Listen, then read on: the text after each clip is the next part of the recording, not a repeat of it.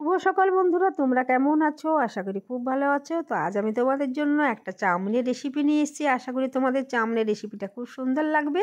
আর আমরা সকলে খুব চাউমিন পছন্দ করি। আর শীতের দিনে নানা রকমের সবজিও পাওয়া যায়, সেজন্য চাউমিন বানাতেও খুব সুন্দর লাগে। তো দেখো, চাউমিন বানানোর জন্য আমি ইন্ডাকশানের মধ্যে জল চাপিয়ে দিয়েছি। জল ফুটতে শুরু হয়ে গেছে, তার মধ্যে সামান্য হলুদ আর নুন দিয়ে আর বিনস, গাজর আর বাঁধাকপি কেটে আমি গরম জলের মধ্যে দিয়ে দিয়েছি। তারপরে দিলাম চাউমিনটা দিয়ে কিছুক্ষণ ফুটতে শুরু হয়ে গেছে।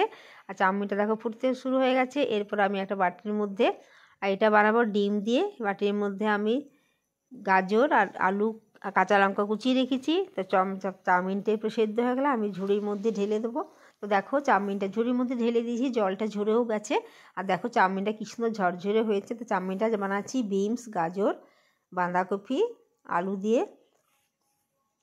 আর চলো, সেদ্ধ চাউমিনের উপরে সব মশলা দিয়ে দিয়েছি আমি। লঙ্কার গুঁড়ো, গোলমরিচের গুঁড়ো, ম্যাগি মশলা, নুন, বিট নুন সব দিয়ে রেডি করে রেখেছি।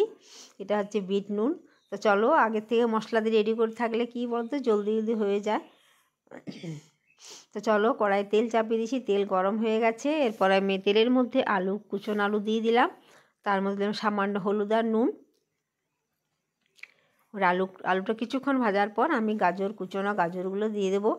আর চাউমিন খেতে কে কে পছন্দ করো? আশা করি চাউমিন সকলেরই ভালো লাগে। তো দেখো, আলুটা মোটামুটি সিদ্ধ হয়ে গেছে, লাল লাল হয়েছে। এরপরে আমি কুচনো গাজরগুলো দিয়ে দেবো। আর এখন শীতের দিনে গাজর খুব সুন্দর পাওয়া যায়, একদম টাটকা গাজর।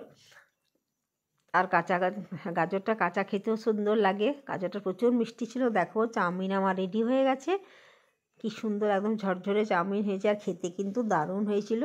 আর খেতেও যেমন হয়েছিল, দেখতে কিন্তু দারুণ হয়েছিল। তো চলো, ভিডিওটা ভালো তাহলে কী করতে হবে, লাইক, শেয়ার আর কমেন্টস করতে হবে।